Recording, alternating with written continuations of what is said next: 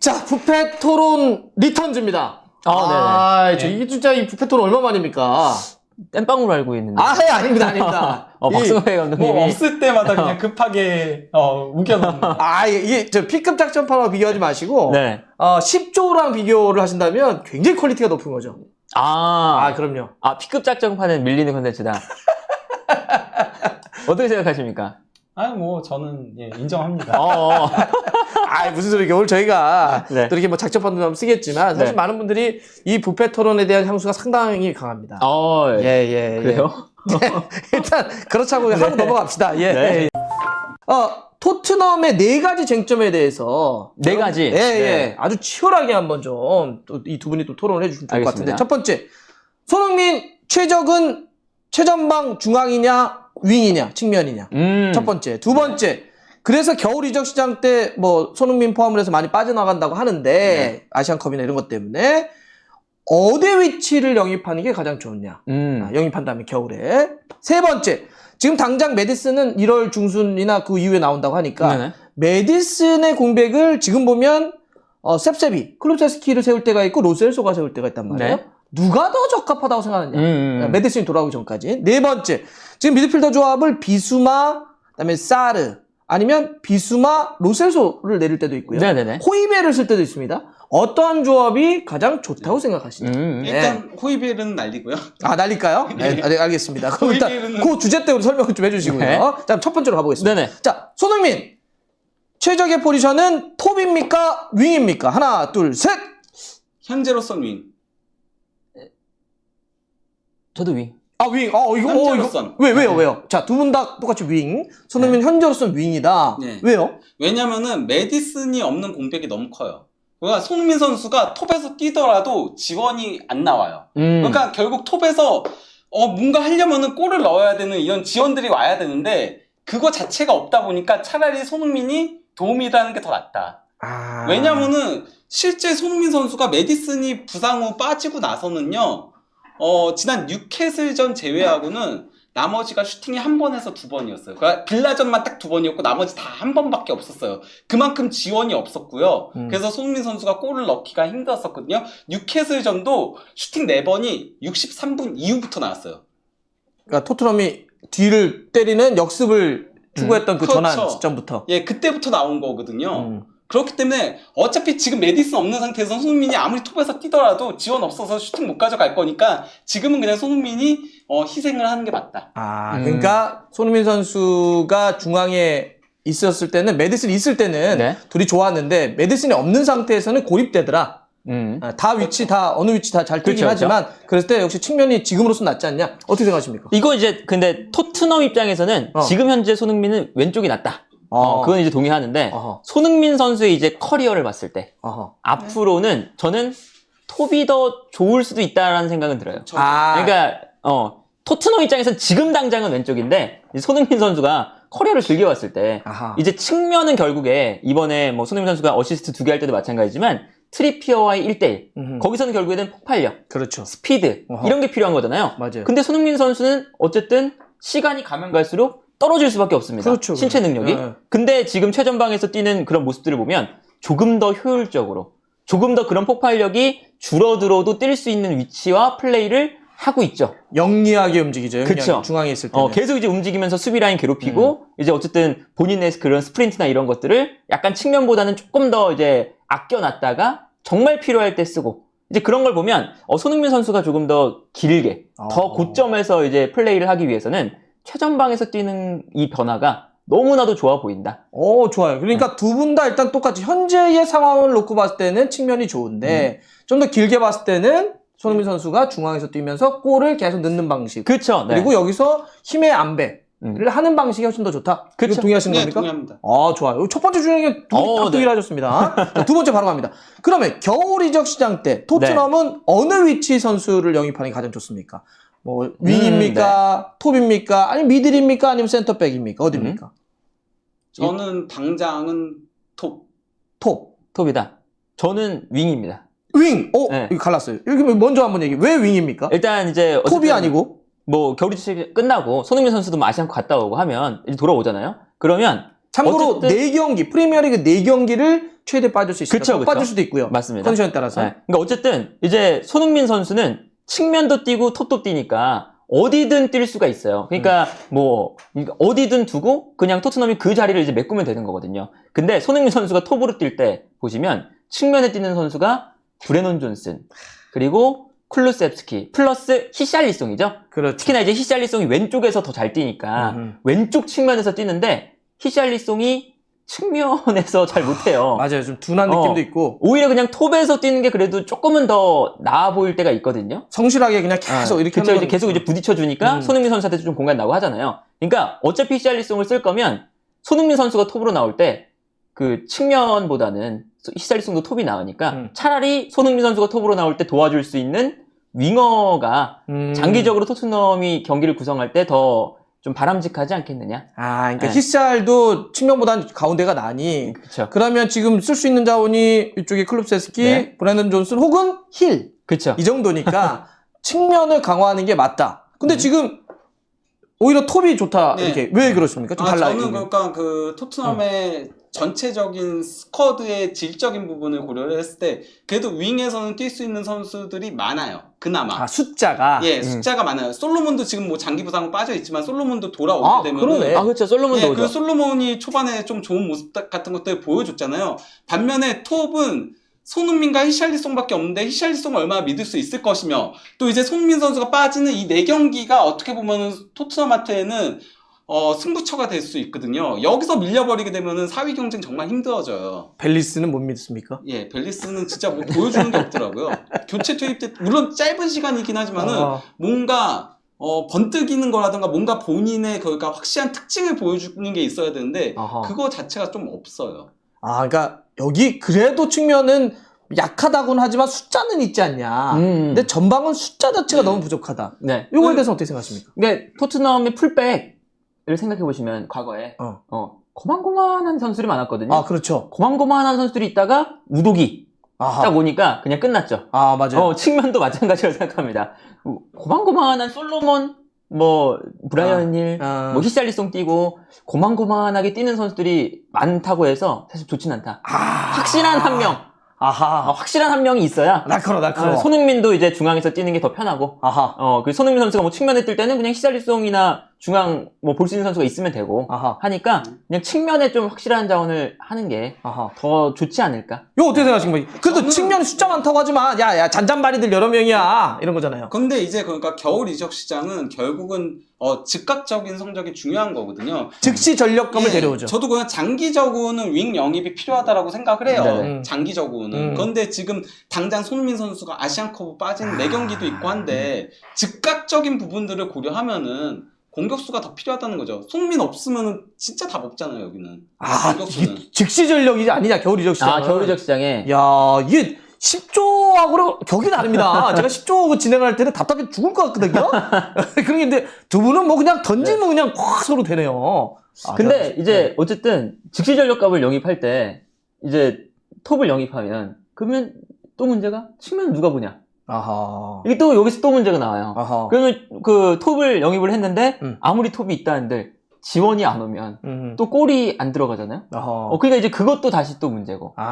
이제 그런 걸 생각해 보면 뭐 측면이든 톱이든 이제 영입을 했을 때 토트넘이 가장 잘 살릴 수 있는 방안을 좀 생각을 해야 되지 않나 싶은데 어쨌든 톱에서 히샬리송이 한 경기는 좋은 모습 그래도 보여줬고 그러면 히샬리송 앞에 두고 측면에 손흥민 없는 딱 그 자리를 하는 게 왜냐면 메디슨도 없으니까 이 메디슨의 역할을 사실상 손흥민 선수가 하는 거잖아요. 그런 역할까지 해줄 수 있는 선수를 영입한다면 너무 좋지 않을까? 지원을 안 해주면 아무리 좋은 선수 있어도 고립되지 않냐 이런 건데 제가 하나만 여쭤볼게요. 사실 겨울 이적 시장에 최전방 톱을 데려온다는 얘기는 원래 이 최전방 톱은 돈이잖아요. 그렇죠. 무조건 돈인데 겨울 이적 시장에 다른 팀에서 시즌 도중에 빼와야 되는 거면 사실 이적 시장의 평가액보다 더 돈을 많이 줘야 되거든요. 그렇죠. 토트넘이 그 정도 돈을 쓸 수 있을까요? 그게 조금 걸림돌인 거죠. 그러니까 사실 그러니까 제대로 데려올 수 있다면은 저는 톱이 더 낫다라고 얘기하는 거예요. 그러니까 히샬리송이 한 경기 보여준 게 있다고 하더라도 그 한 경기밖에 안 되는 거거든요.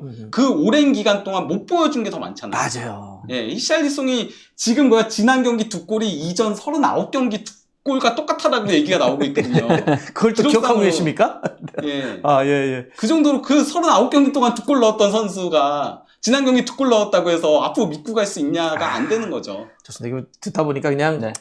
여유 있으면 여기도 사고 그렇죠. 여기도 사고 다 맞아요, 좋겠다. 맞아요. 네, 그런 생각이 드네요. 자, 좋습니다. 이렇게 네. 그 겨울 이적 시장의 영입은 이제 해봤고 세 번째, 자 메디슨이 돌아오기 전까지 요 세컨에서 아까 또 얘기했는데 손흥민 선수의 고립을 풀려면 메디슨 같은 선수가 있어야 된다 이런 얘기를 했단 말이에요.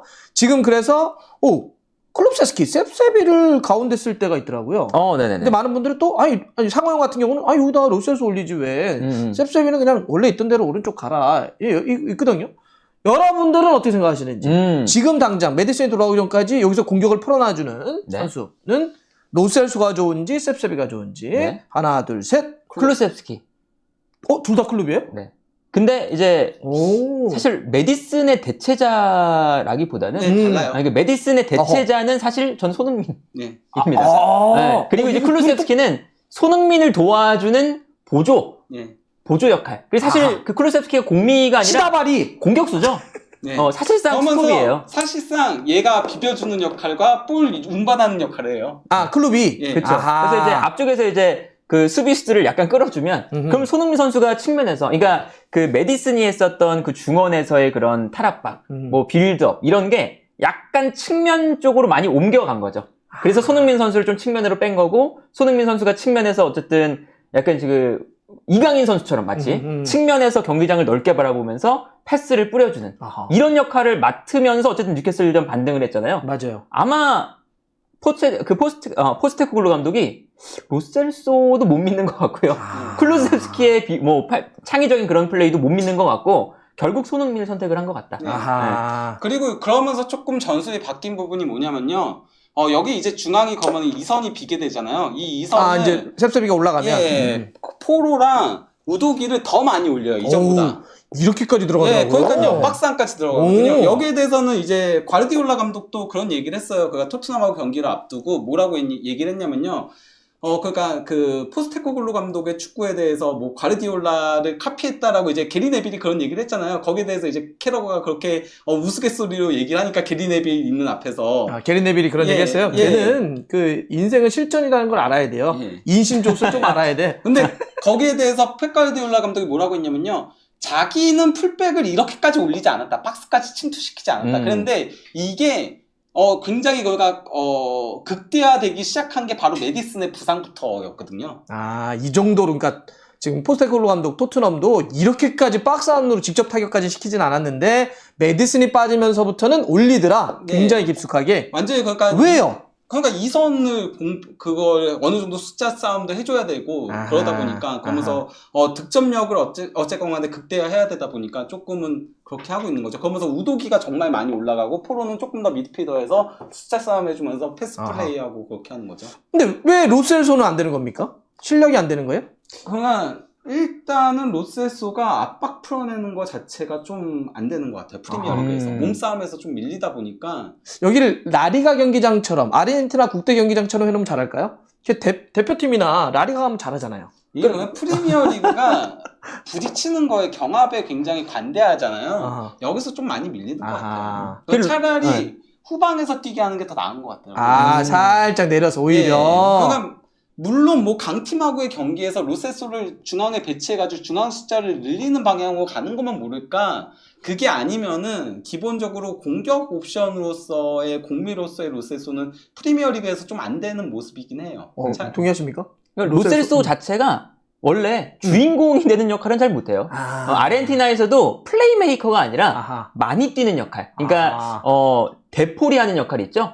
계속 이제 메시 도와주고 맞아요. 메시가 안 뛰면 더 옆에서 많이 뛰어주고 오프 더블로 가져가면서 메시의 패스 받아주고 그 역할을 로셀소가 했죠. 그래서 그 로셀소가 이제 부상으로 월드컵 나갔을 때 그 메갈리스터가 그 역할을 너무 잘했어요. 맞아요. 근데 메갈리스터도 창의적인 뭐 찬스 메이커 이런 유형은 아니잖아요. 많이 뛰는 공격형 미드필더 내지는 박스투박스 미드필더. 딱 그 선수가 로셀소거든요. 근데 우리가 메디슨의 대체자를 찾으려면 찬스 메이킹, 뭐 후방에서 탈압박 이런 걸 잘하는 약간 주인공의 성향이 필요한 건데 로셀소는 좀 그런 성향은 아니죠.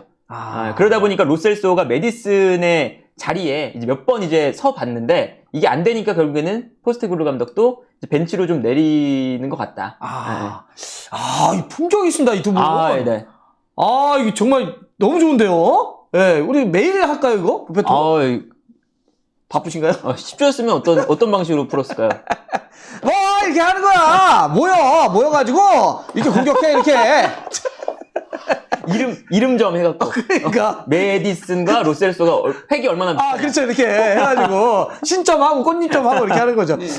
그러니까 지금으로서는 세우는 게, 네. 최전방의 아래쪽은 셉셉인데, 셉셉은 메디슨을 대체하는 게 아니다. 네. 롤이 좀 다르다. 부닥쳐주고 끌고 가고 이런 역할을 해줘서, 약간 보조제로서, 그쵸. 이 스트라이커의 공간을 만들어준 역할을 하는 거다. 그쵸. 지금 있는 자원에서는 그래서 이게 가장 좋다. 그리고 손흥민 선수가 빠졌을 때는 또, 여기 풀백들이 전진해서 손흥민 선수 여기서 플레이메이킹을 하면 올라왔을 때. 그렇죠. 그래서 메디슨의 대체자도 손흥민이다. 그래서 아까 두 분이 그런 얘기 하셨군요. 메디슨의 대체자는 아니다. 클루세스키가 완전 롤이 다르기 때문에 그 역할은 오히려 지금은 소니 하고 있는 거다. 그렇죠. 이도 동의하시는 거고요. 네. 클럽은 볼 끌면서 상대 수비 유인하는 역할. 어그로 해주고. 그 숫자 싸움 해주고. 좋습니다. 좋아요. 내용 딱 정리됐습니다. 자, 그러면 이제 마지막 네 번째로. 네. 지금 미드필더도 조합이 좀 계속 바뀌고 있거나 고민 좀 있습니다. 네. 뭐 파페사르가 최근에 이제 부상 복귀를 했으니까 파페사르가 있고 비수마는 뭐 한 축이 되는데 비수마를 놔둔 상태에서 여기를 파페사르냐 뭐 로셀소냐 호이베르냐 아까 뭐 호이베르는 단호하게 아니다라고 얘기를 하셨는데 어떻게 생각하십니까? 자, 비수마의 파트너 그래서 미드필더 조합은 토트넘은 어떻게 가져갔으면 좋겠다. 누굽니까? 현재로선 사르죠? 사르다. 그러니까 뭐, 아까 말씀해주신 것도, 포로를 올린다는 개념이잖아요? 그렇죠. 근데 이게, 어쨌든, 사르가 있기 때문에 가능하거든요? 그러니까 이게 오히려, 이제, 약간의 역발상인데, 사르가 위에 있지만, 그리고 미드필더지만, 사르는 투박하죠. 대신에 장점은 활동량. 포로는 장점은 공격력. 대신에 수비는 부족합니다. 뭐 요즘에 좀 나아졌다 하지만 그래도 좀 약간 수비 문제 있는 선수가 맞아요. 아직까지도. 슈팅 엄청 좋아하고 공격 좋아해. 그래서 이 두 선수가 공격 이제 시작할 때는 뭐 포로가 더 밑에, 사르가 조금 더 위이지만 사실상 경기하면 둘이 위치가 이렇게 바뀌죠. 사르가 이 본인의 이제 활동량과 그런 기동력을 살려서 커버를 많이 해주고, 그러면 이제 포로가 오히려 본인의 장점을 살려서 더 공격수처럼, 더 미드필더처럼 뛰는 경우가 많다. 이제 그 조합이 사실은 꽤나 괜찮거든요. 근데 호이비에르는 이 역할을 사르보다는 조금 못해주는 면도 있고, 그리고 이 선수는 호이비에르도 약간은 이 3선보다는 조금 더 올라가서 공간 침투하는 걸 더 잘하거든요. 그래서 이 역할이 좀 안 맞고, 로셀소도 마찬가지고. 무엇보다도 호이비에르는 실수가 많죠. 그리고 일단 볼줄이 너무 없어. 그러니까요. 패스 축구를 기본으로 하고 있는. 지난 경기도 바로 그 호이베르에서 끊겨서 실점이 나왔던 거였으니까. 두 분이 일단 호이베르는 단호하게 버리시네요. 아니, 이 선수가 장점이 있어요. 네, 장점이 없는 건 잘하는 아닌데. 선수인데 이 전술에 지금 들어갈 자리가 없다. 포스테코글루 감독과 안 맞는다. 그렇죠. 차라리 만약에 콘테 감독이나 이런 축구에는 맞아줄 수도 있죠. 네. 그렇죠. 잘 쓸 감독이 분명히 있어요. 뭐 예를 들면 그 맨유의 맥토미니 역할 맡긴다. 전 잘할 것 같아요. 그러네. 되게 잘할 것 같아요. 네. 약간 맥도미니과라네 느낌이. 그렇죠. 뭐 완전히 그렇진 않지만 어쨌든 앞에서 압박하고 공간 침투 열심히 하고 그런 역할은 호이비르가 잘하는데 지금 역할은 그 자리가 없다. 자, 그럼 파페사르가 지금 비수마 옆에 파트너가 좋다. 네. 현재로서. 일단 요 논리 말고 어떤 다른 것 좀 추가적으로 해줄 수 있어요? 저도 같은 논리예요. 왜냐면 포로하고 우도기를 올려서 쓰기 때문에 미드필더들이 활동량이라던가 수비적인 부분들이 굉장히 중요하거든요. 그 이제 그 탈압박 능력도 굉장히 중요하고요. 제가 그럼 이렇게 물어볼게요. 왜 그러면 로셀소는 안 됩니까? 로셀소는 일단 수비력도 떨어지고요. 그들보다는 파페사르나 이제 비수마보다는 그런 커버적인 능력이 떨어지죠. 아무래도. 예. 그러겠네. 여기 이렇게 좌우 풀백을 이렇게까지 올려 쓰는데 여기 활동량이나 수비력이 없으면 너무 힘들겠네. 그렇죠. 그리고 이제 이 두 선수가 그 빌드업 할 때도 되게 좋아요. 네. 그러니까 이게 이 두 선수가 뭔가 호흡을 맞추면서 약간 되게 이제 그 토트넘 내에서도 호흡이 가장 좋은 두 선수거든요. 그러니까 포로랑 파페사르가? 그렇죠. 그러니까 이제 빌드업 할 때 포로가 안으로 들어가잖아요. 그러면 상대도 중앙이 막 밀집해 있어요. 맞아요. 그러면 사르가 측면으로 나오면서 수비 끌어주고 반대로 사르가 중앙으로 들어갈 때는 포로가 약간 빠져주면서 사르를 위한 공간 만들거나 아니면 본인이 측면에서 빌드업하고. 그러니까 요 이제 두 선수가 계속 왔다 갔다 이 스위칭하는 게 참 경기 중에도 스무스하게 나온다. 네. 사르 개인 자체는 조금 아쉬운 부분들이 없는 건 아니거든요. 아직 개인만 놓고 보면. 예, 어린 선수여서. 근데 이 둘의 조합을 보면은 확실히 가장 나은 편에 속해요. 두 분은 어떻게 이런 거 어떻게 알아요? 다? 왜 다 알아? 경기 보면은 보이는 거예요. 다 보여요? 우리 부버지님은 다 보이기 때문에. 아니, 근데 예, 저는 세 번 봅니다. 저는 경기 세 번. 아니, 저도 여러 난 여기는 한 번만 보면 부어지 다 알고. 저 경기 세 번. 세 번 보다. 아, 겸손하시네. 아니, 저도 경기 몇 번 보죠. 이야, 이게 한 번 보면 다 보여, 이런 게? 아니, 그게 이야. 그 경기들을 많이 봤잖아요, 그동안. 화를 내요! 그동안 제가 칭찬하는 거 아닙니까, 칭찬? 경기 몇 경기나 봤어요. 아하. 몇 경기나 봤으니까 그런 거죠. 그래요. 예, 전 근데 어쨌건 간에 근데 벤탄쿠르가 좀 부상해서 복귀해서의 모습을 좀 보고 싶긴 해요. 벤탄쿠르가 그렇죠. 예, 선발로 나왔을 때 첼시전에 그때 좋은 모습을 잘했죠. 보여줬잖아요. 이거 태클 너무 들어와가지고. 네. 캐시언 나게. 그렇죠. 너무 심했어. 빌라전이었죠. 빌라전에 예, 굉장히 좋은 모습 보여줬기 때문에 사르가 개인의 퍼포먼스는 조금 아쉬운 부분, 아직 어린 부분이 있긴 하거든요. 네네. 그렇기 때문에 벤탄쿠르가 조금은 만약에 계속 좋은 모습을 보여준다면 부상에서 복귀해서 그러면 벤탄쿠르가 조금은 더 많이 나오면서 사르를 천천히 키워나가는 형태로 가는 게 낫지 않을까라는 생각은 하고 있어요. 좋습니다. 그래서 오늘 이렇게 4개의 토트넘의 쟁점에 대해서 정리해 주시니까 토트넘 경기 볼 때 제가 좀 더 집중해서 볼게요. 네. 사르하고 포로의 조합이라든지 셉세비가 가운데 왔을 때 역할, 네. 손흥민이 지금의 메디슨 역할을 대체하고 있다. 뭐 이런 이야기를 해주셨기 때문에 전술적으로 이런 거 좀 보면 더 재밌지 않을까 하겠습니다. 예. 불펜토는 어떻게 데일리 편성? 데일리 편성. 네. 부버지 님이 그러면은 살이 더 빠질 것 같은데. 괜찮겠습니까? 모르겠습니다. 자, 이렇게 끝!